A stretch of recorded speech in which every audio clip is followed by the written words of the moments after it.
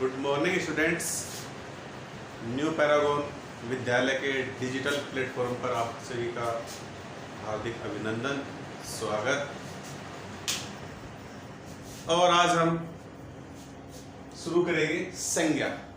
देखिए, हमारे एक टॉपिक है कक्षा 10th के अंदर पद परिचय। तो पद परिचय जब हम पढ़ते हैं तो हमें इन सारे टॉपिक्स का ज्ञान होना बहुत जरूरी है, जैसे संज्ञा, सर्वनाम,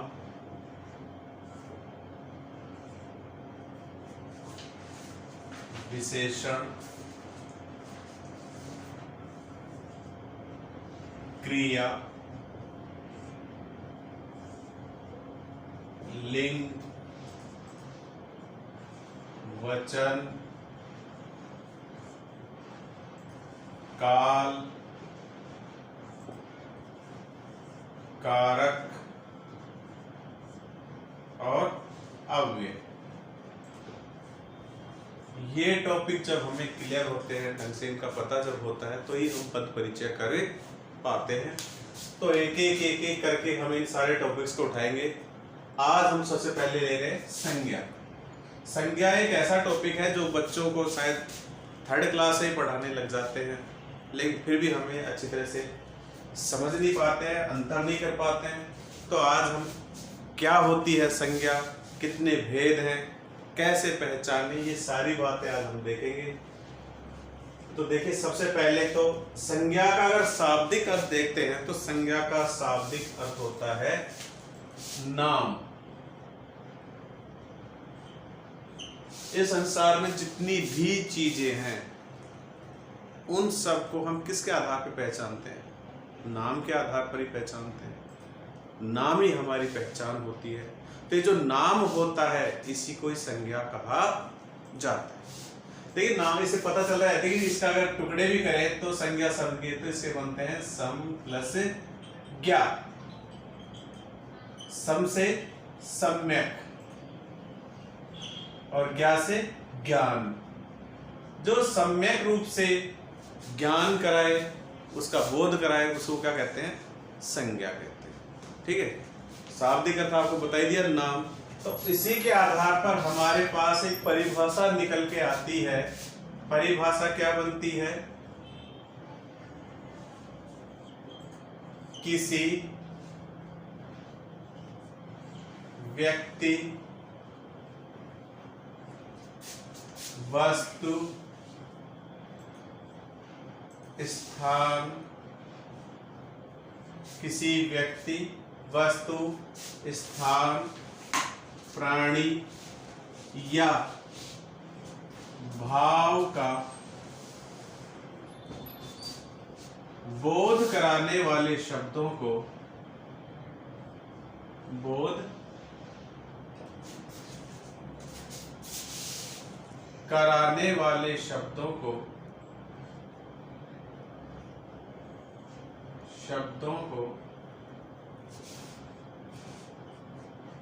संज्ञा कहते हैं।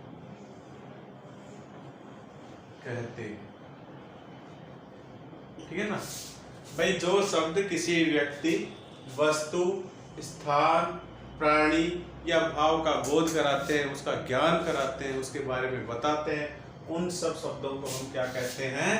संज्ञा कहते हैं। या फिर हम कह सकते हैं किसी व्यक्ति, वस्तु, स्थान, प्राणी या भाव के जो नाम है, उन नामों को ही हम क्या कहते हैं? संज्ञा कहते हैं। ठीक है, ये हमारी होगी परिभाषा। अब परिभाषा के बाद में बात करते हैं तो इसके भेद। देखिए, जो संज्ञा है, हाँ, इसके देखिए उदाहरण अगर देखते हैं तो जैसे कोई भी नाम है किसी का भी, जैसे रमेश है, दिल्ली है कि नहीं, स्थान हो गया कुर्सी, चेतक, पुस्तक, गरीबी।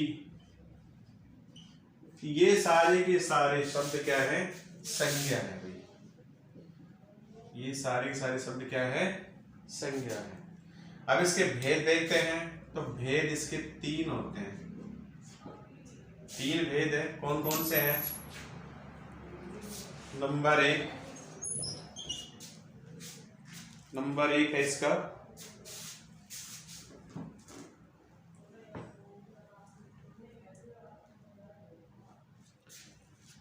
व्यक्तिवाचक संज्ञा। नंबर 1 पे आता है व्यक्तिवाचक संज्ञा। नंबर 2 पे आता है जातिवाचक संज्ञा। और नंबर 3 पे आता है भाववाचक संज्ञा।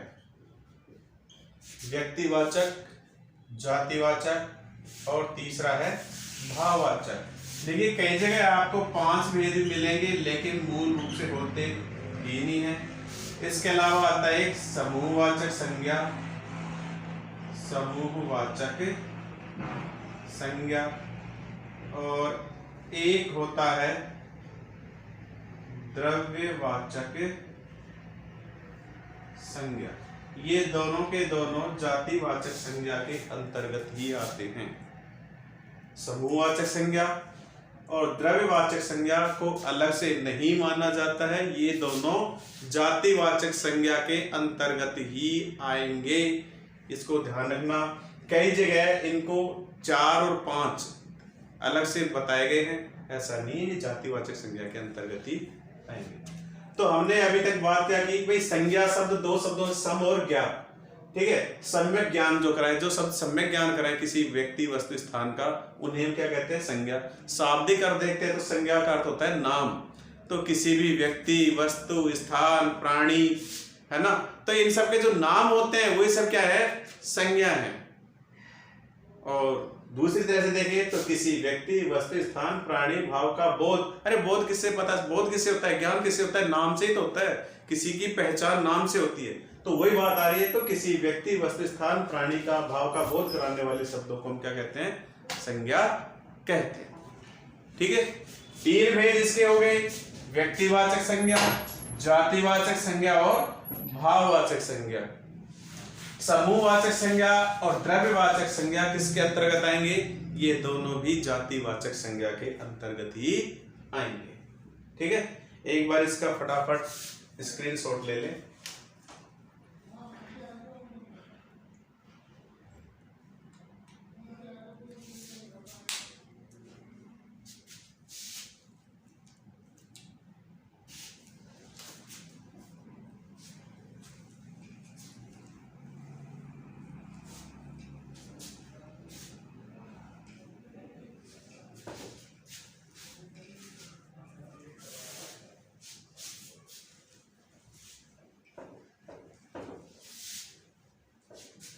तो देखिए सबसे पहले हम लेते हैं व्यक्तिवाचक संज्ञा।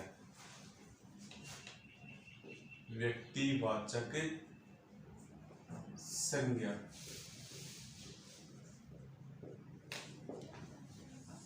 व्यक्तिवाचक संज्ञा किसे कहते हैं? देखिए वही बात यहां पर आ रही है, किसी विशेष प्राणी का जो बोध कराए संज्ञा शब्द, वे शब्द जो किसी विशेष व्यक्ति वस्तु स्थान प्राणी इनका जो बोध कराते हैं उन्हीं को हम क्या कहते हैं? व्यक्तिवाचक संज्ञा। तो इसकी एक बार परिभाषा लिख लेंगे। वे संज्ञा शब्द जो किसी विशेष से तात्पर्य यहां पर है कि वो अपने जैसा एक ही है संसार में, अकेला ही है, एक ही है संसार में, एकमात्र होने का बोध कराता है ये विशेष शब्द यहां पर, वो दूसरा नहीं है उसके जैसा। तो वे संज्ञा शब्द जो किसी विशेष व्यक्ति वस्तु स्थान या भाव का बोध कराते हैं, का बोध कराते हैं, उन्हें व्यक्तिवाचक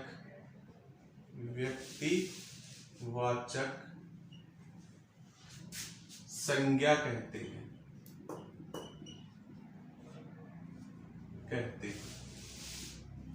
ठीक है, वे शब्द जो किसी व्यक्ति, वस्तु, स्थान या भाव का बोध कराते। विशेष, मैं फिर जोर दे रहा हूं, परिभाषा में भी हमने ये लिखी थी, लेकिन यहां पर मैंने एक शब्द जोड़ दिया है, विशेष।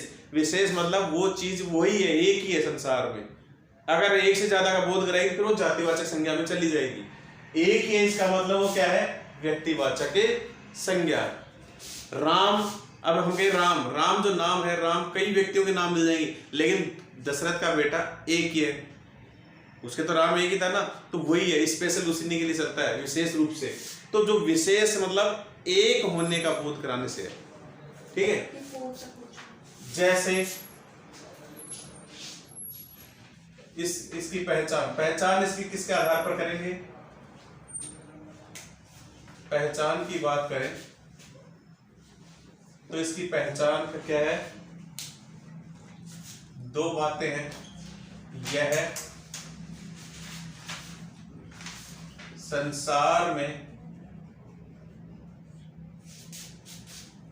एक होने का बोध कराती है,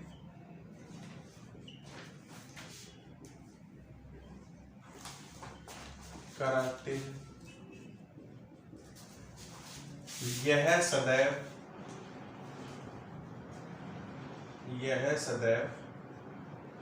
एक वचन के रूप में प्रयुक्त होते हैं। हमेशा एक वचन में आएंगे व्यक्तिवाचक संज्ञा। यदि इनको बहुवचन के रूप में काम लिया जाता है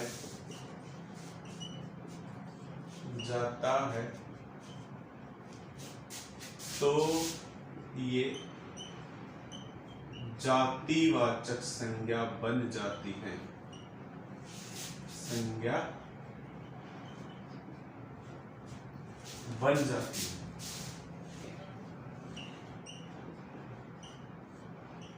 ठीक है, ये पहचान का तरीका है। एक वचन में होगा हमेशा।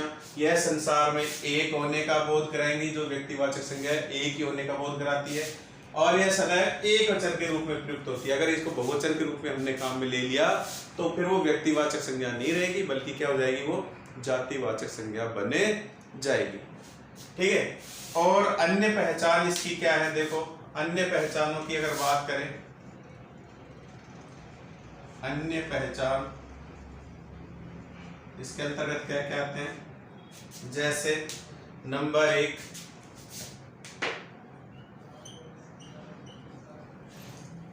व्यक्तियों के नाम।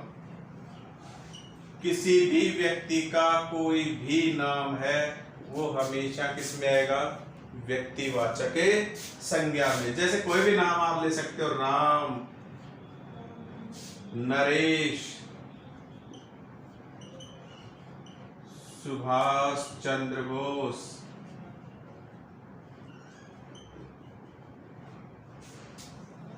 कोई भी आप नाम है, कोई भी नाम, किसी व्यक्ति का नाम किस में आता है? हमेशा व्यक्तिवाचक संज्ञा में। फिर है पुस्तकों के नाम।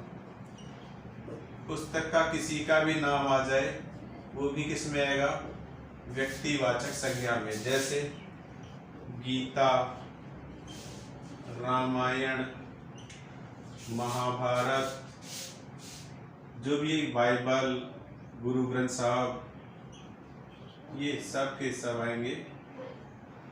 इन सब के नाम भी किस में आएंगे? व्यक्तिवाचक संज्ञा में। नंबर 3 पे पत्र पत्रिकाओं के नाम भी इसी में आएंगे। नाम। कोई भी पत्र है, समाचार पत्र वगैरह है, जैसे राजस्थान पत्रिका,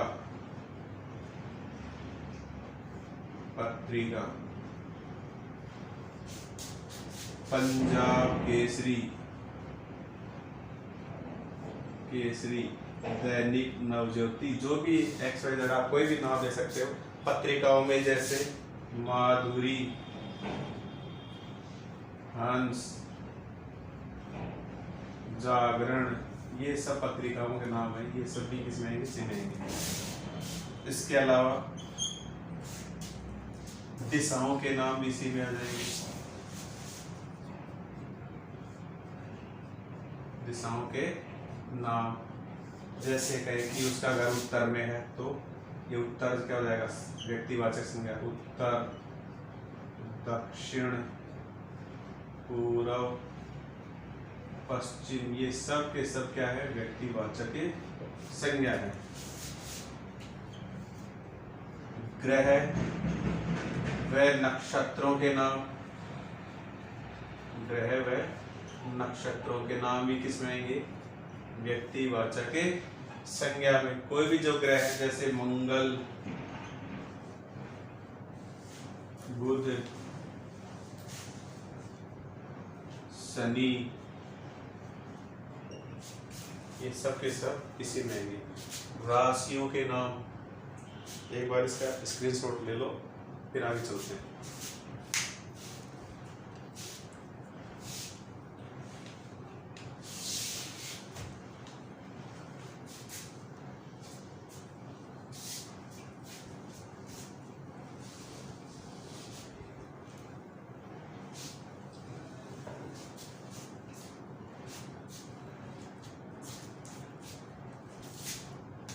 राशियों के नाम,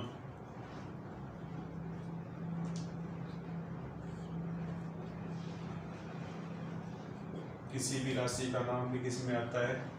जैसे मेष, तुला, मकर, कोई से भी हो सकते हैं। दिन व महीनों के नाम, महीनों के नाम, किसी भी दिन का नाम, जैसे सोमवार, मंगलवार, बुधवार, या महीने आ जाए जनवरी, फरवरी, मार्च, या फिर चैत्र, बैसाख, ये सब के सब इसमें आएंगे? व्यक्तिवाचक संज्ञा के अंतर्गत ही आएंगे। इसके बाद बात करते हैं अपन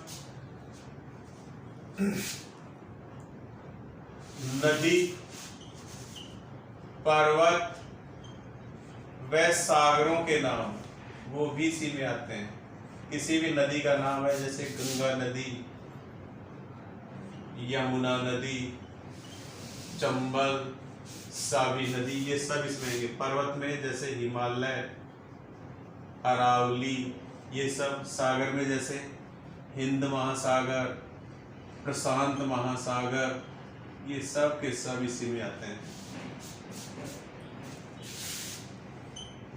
नगर, राज्य व देशों के नाम, व देशों के नाम, बहुत कुछ है इसमें। नगर जैसे हम अपने कोटपुतली,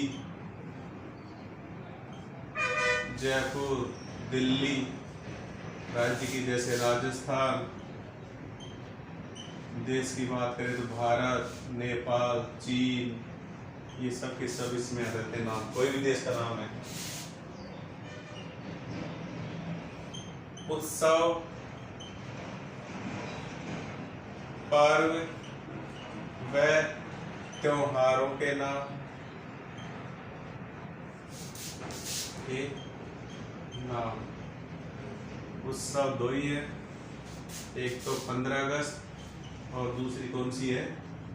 राष्ट्र उत्सव हमारे 26 जनवरी। पर्व जैसे गांधी जयंती, सुभाष जयंती, ये सब पर्व है। और त्योहार तो आप जानते ही हो, जैसे होली, दिवाली, रक्षाबंधन, ये सब त्योहार हो गए। इसके अलावा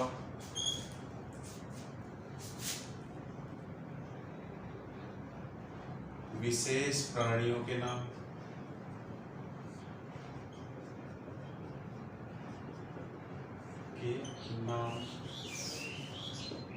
जैसे चेतक,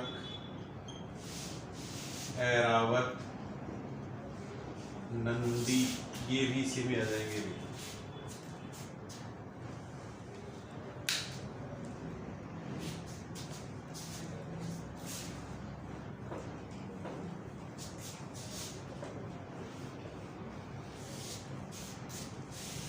गरुड़। इसके अलावा ऐतिहासिक युद्धों के नाम, जैसे हल्दी घाटी का युद्ध,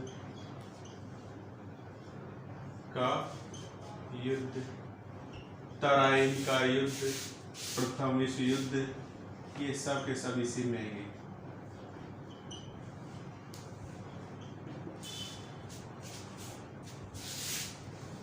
ऐतिहासिक इमारतों के नाम,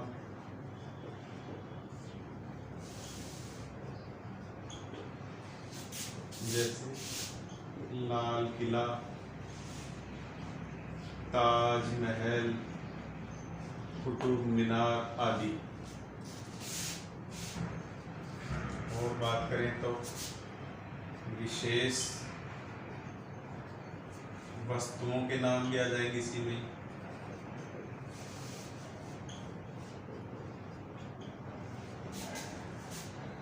जैसे गांडीव धनुष,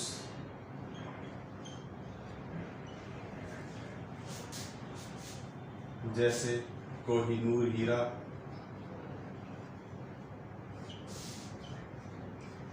या मैं कहूँ ऊषा का पंखा, ये विशेष हो गए। केवल पंखा होता जातिवाचक, क्योंकि एक से अधिक हो सकते हैं, लेकिन हमने नाम दे दिया ऊषा का, तो यहाँ पर भी व्यक्तिवाचक हो गया है। इसके अलावा बात करें समूहों के नाम, समूहों के नाम भी इसी में आ जाएंगे। जैसे यूएनओ, संघ, जैसे भाजपा, कांग्रेस, दीपावली, ये सब समूह को बताने वाले हैं। तो ये सारे के सारे किस में आते हैं? व्यक्तिवाचक संज्ञा। भाई किसी व्यक्ति का नाम है, किसी पुस्तक का नाम है, किसी समाचार पत्र का नाम है, पत्रिका का नाम है, ठीक है, नगर राज्य देशों के नाम है, नदी पर्वत सागरों के नाम है, उत्सव और त्योहारों के नाम है, दिनों महीनों के, राशियों के। तो नाम जो भी होगा वो सब के सब नाम किस में आते हैं? व्यक्तिवाचक संज्ञा में। जैसे वहां पर हमारे पास उदाहरण आ जाता है, एक बार इसका स्क्रीनशॉट ले लीजिए।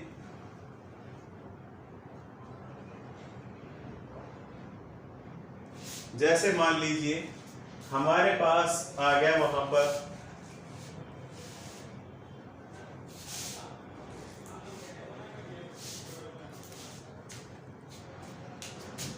जैसे ताजमहल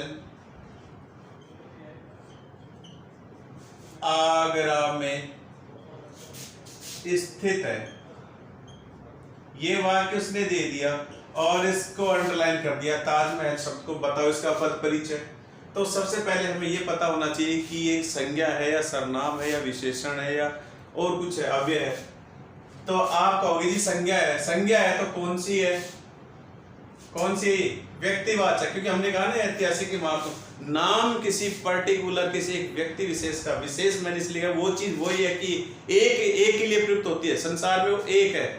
अगर बहुवचन में काम ले लिया तो फिर तो जातिवाचक हो जाएगी। जैसे पंखा, केवल पंखा ही बहुवचन में काम आ जाता है, लेकिन हमने क्या ऊषा का पंखा नाम दे दिया एक, ठीक है। तो ऐसे ही ताजमहल, अब हमने कहा कि नाम है ऐतिहासिक इमारत है, तो क्या होगी इसमें व्यक्तिवाचक संज्ञा। इसके अलावा कहाँ है आगरा, आगरा भी तो नगर का नाम है एक, तो इसमें भी कौन सी आ जाएगी व्यक्तिवाचक संज्ञा। इन दोनों ही शब्दों में जैसे चेतक महाराणा प्रताप का प्रिय घोड़ा था,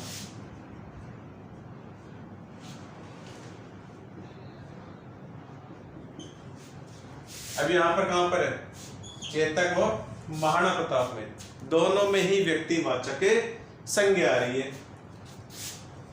गंगा हमारी पवित्र नदी है। अब बात करूं, क्योंकि स्पेशल नाम दिया जा रहा है इसलिए व्यक्तिवाचक, अगर नदी शब्द लिया जाता है तो फिर जाति, क्योंकि नदी तो बहुत सारी है, लेकिन क्योंकि विशेष रूप से एक पे फोकस किया जा रहा है, नाम दिया जा रहा है, तो यहां पर कौन सी होगी व्यक्तिवाचक संज्ञा। जवाहरलाल नेहरू,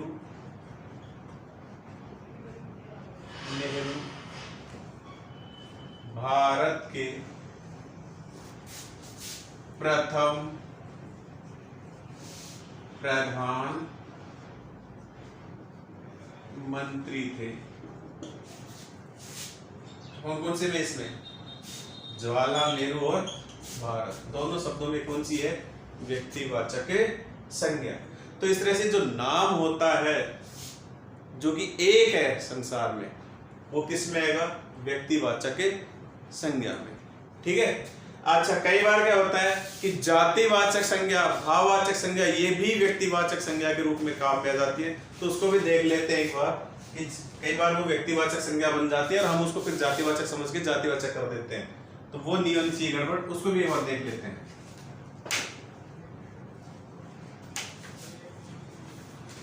देखिए,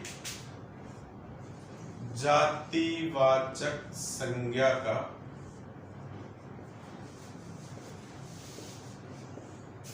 व्यक्तिवाचक संज्ञा के रूप में उपयोग,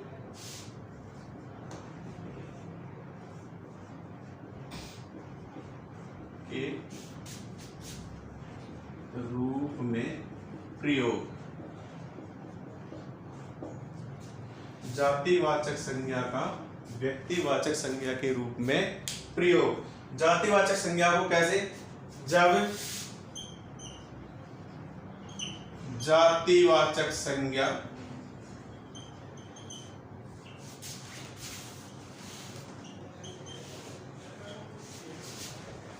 एक संपूर्ण जाति का बोध न कराकर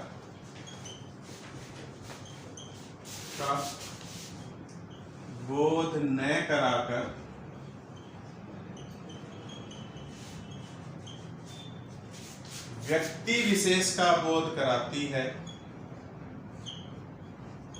व्यक्ति विशेष का बोध करवाती है, तो वह व्यक्तिवाचक संज्ञा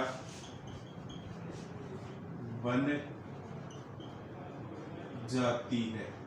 ठीक है भाई, कोई भी जातिवाचक संज्ञा है जो संपूर्ण जाति का बोध नहीं कराकर किसी स्पेशल व्यक्ति के बारे में बताती है, तो क्या बन जाती है जातिवाचक संज्ञा बन जाती है। जैसे इसको उदाहरण हम देखते हैं, जैसे हम कहें कि पंडित जी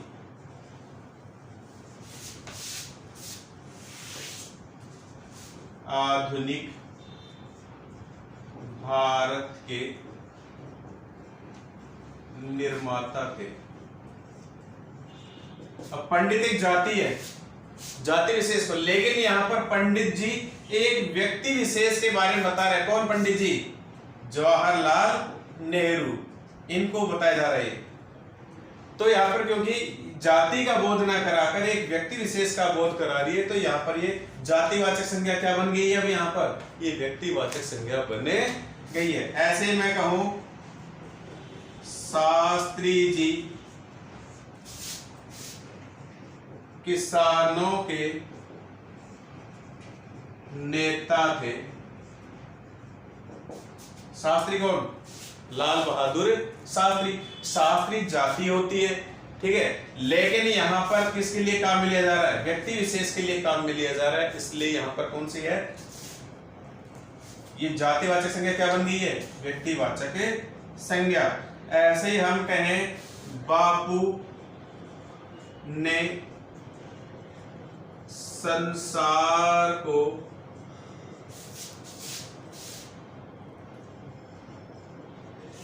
अहिंसा का मार्ग दिया।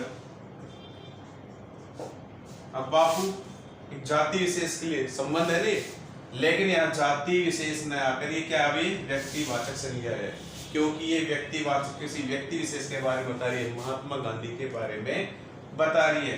पटेल भारत के प्रथम गृह मंत्री थे। पटेल कौन? सरदार वल्लभ भाई पटेल। पटेल जाति होती है, लेकिन यहाँ पर एक व्यक्ति विशेष के लिए आ रही है, तो ये व्यक्तिवाचक संज्ञा बन गई है, ना कि अभी क्या है? जातिवाचक संज्ञा नहीं है, ठीक है। तो इस तरह से अनेक और भी ले सकते हैं, जैसे गोस्वामी ने रामचरितमानस की रचना की है कि नहीं, तो गोस्वामी जाति होती है, ठीक है, लेकिन यहाँ पर गोस्वामी किसके लिए आ रहा है? तुलसीदास के लिए आ रहा है। गुप्त ने, गुप्त कौन? मैथिली शरण गुप्त। गुप्त ने साकेत की रचना की, तो यहाँ पर गुप्त भी क्या हो गया?